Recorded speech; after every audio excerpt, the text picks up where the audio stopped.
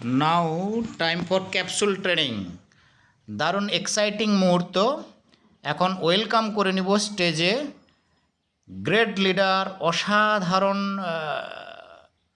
Leadership যাদের থেকে আমরা পাবো। ফাউন্ডার প্লাটিনাম মানিগান সাগরিকা দাস অন স্টেজ। আমাদের মতো না, আমাদের থেকে আরো বড় সাকসেস আপনাদের জন্য ওয়েট করছে। ওপেন টু অল এবং ইকুয়াল অপরচুনিটি আগেই বলা হয়েছে। তো একটু প্রথমে আমি সাগরিকাকে দিই, তারপরে নিজেদের জন্য জোরদার হাততালি দিয়ে আপনারা আমাদেরকে শুনছেন, এটা আমাদের কাছে পরম পাওয়া। মানে আমি যখন বিজনেসটা শুরু করেছিলাম, এই open meeting, contact grid open meeting, সেখানে না এই জিনিসটা আমাকে খুব আকর্ষণ করেছিল যে আমি বলবো কিছু কথা যেখানে কিছু মানুষ শুনবে। তো সেটার জন্য কিন্তু স্টার্ট করেছিলাম। আজকে যারা লেডিসরা আছেন না, এটার জন্য শুরু করতে পারেন যে আপনার কোথায় কারোর লাইফ চেঞ্জ হবে। তো আমি আজকে আপনাদের এই সেশনে, যদিও এটা ট্রেনিং পার্ট, আমি কিন্তু আপনাদের কিছু শেখাবো না, আমার কিছু বিজনেস এক্সপিরিয়েন্স আপনাদের সাথে শেয়ার করবো। তবে সেটাতে যাওয়ার আগে অবশ্যই আমাদের স্পন্সর কাম গেট mentor mega founder platinum Mrs Sneha sister এবং সুমিতা দিজনরাকে বিজ্ঞান ভাবছিলাম যে সত্যি কথা আজও পর্যন্ত দ্বিতীয় কোনো ব্যক্তি কিন্তু আমাদের এই প্ল্যানটা দেখায়নি। ভাবতে অবাক লাগে যে কোথায় আজকে থাকতাম। হয়তো আমার একটা হাত থাকতো রিমোটে, হতে পারে মোবাইলে, কিংবা আর একটা হাত এই সন্ধ্যার সময়ের কথা বলছি হয়তো মিক্সচার মুড়িতে। কিন্তু এই একটা অপরচুনিটি কিন্তু আজকে আমাদের এই সুন্দর একটা সংখ্যা উপহার দিয়েছে। মানে আমি ভীষণ প্রাউড ফিল করছি। তো আজকে আজকে আমরা একটা স্ট্রং ডিসিশন নিয়ে যাবো। তো শুরুতেই বলি, দেখুন যে কোনো সাকসেসের না কিছু ক্রাইটেরিয়া থাকে, সেটা এখানেও আছে। তো আমার মনে হয় প্রথম ক্রাইটেরিয়া হওয়া উচিত ডিসিশন মেকিং। মানে আপনি কি ডিসিশন নিচ্ছেন এবং আপনার সেই ডিসিশনটা কতটা স্ট্রং। আমার একটু অভিজ্ঞতা শেয়ার করি। আমি তখন স্কুল লাইফে পড়াশোনা করছি। তো স্কুল থেকে আমি কলেজে গেলাম। তো অনেক প্রতিবেশীদেরকে আমি বলতে শুনেছিলাম, আমার বাবা মাকে বলেছিলেন যে কষ্ট করে ইনকাম করে মেয়েকে পড়াশোনা করার কি দরকার আছে, আবার তো টাকা খরচ করে তাকে বিয়ে দিতে হবে। থ্যাঙ্কস গড যে এই নেগেটিভিটি আমার বাবা মায়ের যে আনব্রেকেবল ডিসিশন, সেটা কিন্তু টলাতে পারেনি। আর যে কারণে আমি কিন্তু হয়েছিলাম আমার পাড়ার মধ্যে প্রথম পোস্ট গ্রাজুয়েট, প্রথম কমার্স। এখানে ওই বিজনেসের ডিসিশনটাও কিন্তু আমাদের দুজনের সমান স্ট্রং। আমরা নেটওয়ার্কে বিজনেস স্টার্ট করেছি, আর আমরা ফাউন্ডার প্ল্যাটিনাম গেছি কিন্তু নেটওয়ার্ক একটা গ্রাম। অনেকে বলে না গ্রামে বিজনেসটা হয় না, নেটওয়ার্কে আমার কোনো টিম নেই, তবুও আমরা গেছি। তাহলে এখান থেকে একটা জিনিস বোঝা যাচ্ছে যে এই বিজনেসটা কোনো স্থান, কাল, পাত্র কিন্তু মানে না। একটাই দরকার, সেটা হচ্ছে নিজের ডিসিশন। ডিসিশনের দেখুন দুটো স্তর, এক হচ্ছে কাজটা শুরু করা, আর একটা কাজটা শেষ করা। শুরু করলে অনেক কাজই হয়ে যায়। আজকে ধরুন আমি মানে আমার মা বারবার এটাই খাবিয়াই, হ্যাঁ খাওয়া হচ্ছে না, কিন্তু আমি খাওয়াটা শুরু করি, খাওয়াটা হয়ে যায়। কিংবা এই যে এক্সামের খাতা দেখা হচ্ছে না, কিন্তু একটা শুরু করলে খাতা দেখা হয়ে যায়। তার মানে এখানে কোনটা ইম্পর্টেন্ট বলুন তো? কেন আমি কেন খাবো, কেন বা খাতা দেখবো। আজকে বিজনেসটা আপনি করবেন, কিন্তু কেন বিজনেসটা করবেন, এই ভয়টা কিন্তু আগে ক্লিয়ার করতে হবে। আমার মনে হয় one reasoning is enough to start this decision. একটা কারণই যথেষ্ট এই বিজনেসটা নেওয়ার জন্য। তো নেক্সট বলবো যে আমরা যখন বিজনেসটা শুরু করেছিলাম, আমি প্রথমত প্রোডাক্ট ইউজ দিয়ে শুরু করেছিলাম। আমার ভীষণ ভালো লেগেছিল প্রোডাক্টগুলো। অনেকে অনেক নেগেটিভিটি দিয়েছিল যে আমার মূলত আমি আমার কলিগের কাছে প্রথম যখন এই বিজনেসটার কথা বলি, ওখান থেকে একটা আমি রিমার্ক পেয়েছিলাম যে আমার হাজব্যান্ড যদি আমার এক দোকান আছে, ওষুধের দোকান, ওখানে যদি সময় দেয় 20,000 টাকা নাকি ইনকাম করতে পারে। তাই না? সময় দিলে ওখানে কিভাবে কি ইনকাম করা যায়, 20,000 টাকা অর্ডার করে। জানি না, খারাপ লেগেছিল। ভেবেছিলাম হাজবেন্ড করছে পুরো বিজনেসটা, আমি বরং সাথে সাথেই থাকি, হ্যাঁ, সাপোর্টটাই করি। তো সাপোর্ট দিতে দিতে কখন যে এই বিজনেসের মধ্যে ঢুকে গেছি না, বিজনেসের প্রোডাক্টগুলো এত ভালো লেগেছে, রেগুলার আমার কাছে একটা প্যাশন হয়ে গেছে প্রোডাক্টগুলো সম্পর্কে জানা। সবাই বলে যে প্রোডাক্ট কথা বলে, আমার যেটা মাইন্ডে আমার যেটা লাগে যেটা সেটা হচ্ছে এই প্রোডাক্টের মধ্যে কি আছে। আমি সায়েন্সের এত কিছু বুঝি না, এত কিছু জানি না, কিন্তু কিছু কিছু জিনিস কিন্তু আজকে আমার এই কনফিডেন্সটা বাড়িয়ে দিয়েছে।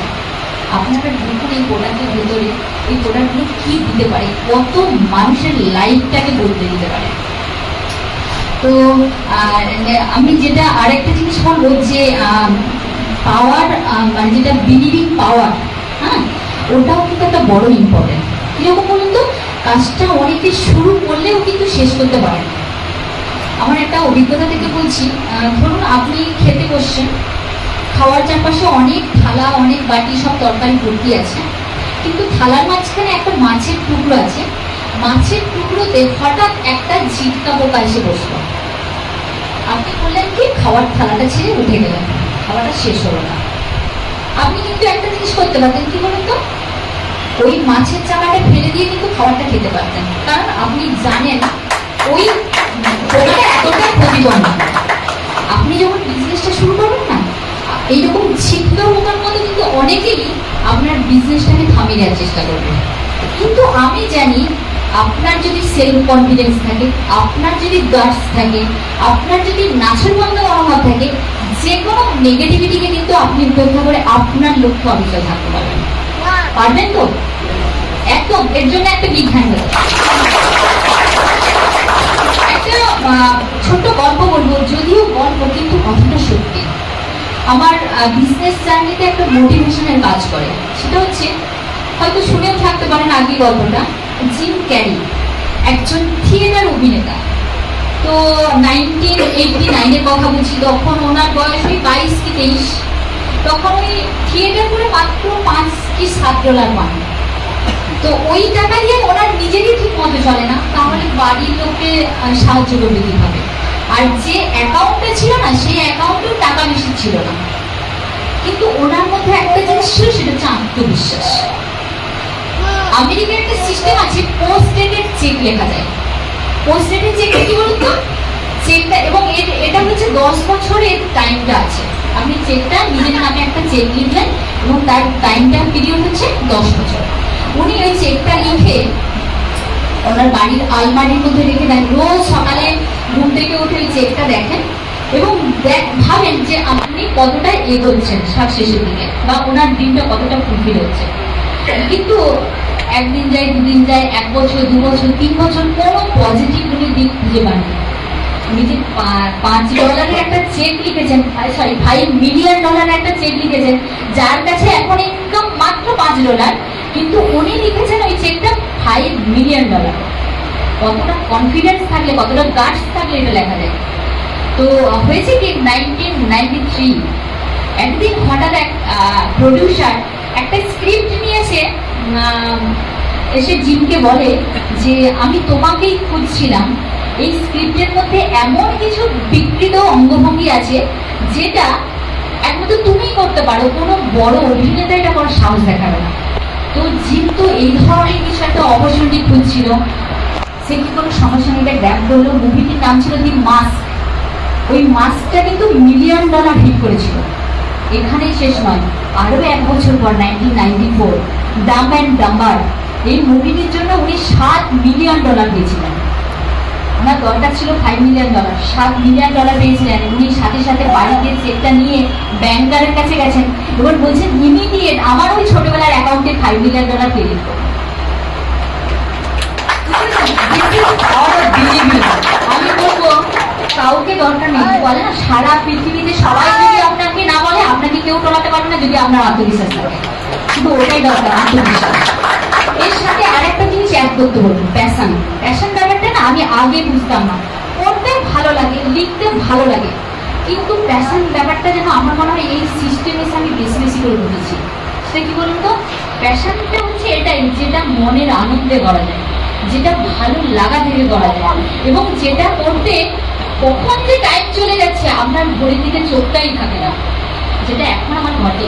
আমি যে নলেজগুলো নিই না, প্রোডাক্টসের সম্পর্কে জানি, কখন টাইম চলে যাচ্ছে আমি জানি না। এটাকে বুঝেছি, এটা হচ্ছে প্যাশন। এটা কি করে বলুন তো, যে কোনো সাকসেসের গতিটাকে নির্ধারণ করে। আপনি যদি কাজের প্রতি প্যাশন না হন, তাহলে কিন্তু আপনি শিখবেন না, না শিখলে নলেজেবল হবে না।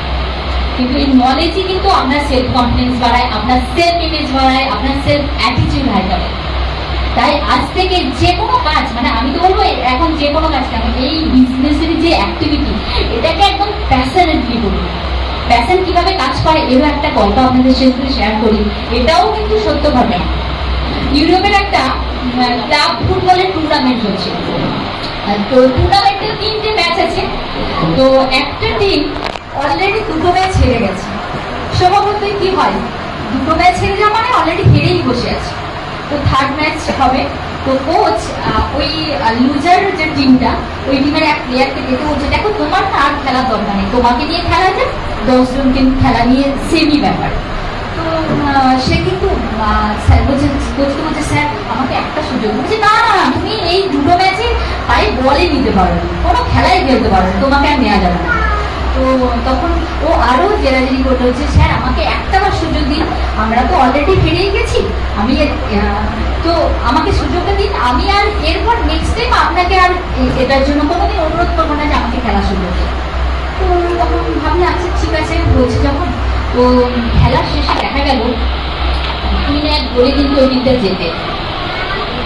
3টে বলের মধ্যে 2টো বলই দিয়েছিল, 2টো গোলই দিয়েছিল, সরি 3টে গোলের মধ্যে 2টো গোলই দিয়েছিল ওই প্লেয়ারটি। তো খেলার শেষে তো কোচ তো হতবাক, যে ছেলে গত 2টো ম্যাচে খেলতেই পারলো না, পায়ে বলই দিতে পারলো না, সে কি করে 2টো গোল দিতে পারে। তো তাকে ডেকে পাঠানো হলো যে কি ব্যাপার, তুমি এত ভালো খেলে, যদি আগে 2টো ম্যাচ খেলতে আজকে আমরা জিতে যেতাম। তো তখন এই কিছুই বললো না, না স্যার আমি আসছি, আমি না আপনার সাথে বললো, আপনি ভালো থাকুন, ঈশ্বর আপনার মঙ্গল করুন। তখন কোথায় আর দাও ঈশ্বর মঙ্গল করুন, সেটাই পরের কথা, কিন্তু আমাকে আজকে বলে দাও এই ম্যাচটা এত ভালো খেলতে কি করে। কিছুতেই বলবে না। তারপর হচ্ছে, দেখো তোমার বাবার বয়সে আমি তোমাকে আদেশ করছি, তুমি আমায় বলো কিভাবে এটাকে দেখি। তো যে স্যার আপনি কি দেখেছেন আমি যখন খেলতে আসতাম আমার সাথে একজন বৃদ্ধ আসতেন। না হ্যাঁ দেখছি, কিন্তু আজকে আসেনি তো, উনি কি অসুস্থ? বলছে, তখন উনি বলছেন, ওই বৃদ্ধটা হচ্ছে আমার বাবা, উনি চোখে দেখতেন না। বলছে তাহলে আসতেন যা খেলা দেখতে না, উনি যখনই কেউ গোল করতো তখন উনি পাশের জনকে জিজ্ঞাসা করতে গোল হয়েছে কিনা, আর উনি বিশ্বাস করতেন ওই গোলটা আমিই দিয়েছি। এবং বাড়ি এবং ওনার ওই প্লেয়ারটি বলছে যে আমার তো মা নেই, ছোটবেলা থেকে মারা গেছে, আমার বাবাই আমার সব। তো বাবাকে খুশি করার জন্য আমি কি করতাম, বাড়িতে এসে না এমন ভাবে সাজাতাম বিষয়টা, বাবা সত্যি সত্যি ভাবতেন যে ওই গোলটা আমি করেছি। তো কিন্তু দুঃখের বিষয়, গতকাল আমার বাবা মারা গেছেন। তো তো এই কথা শোনার পর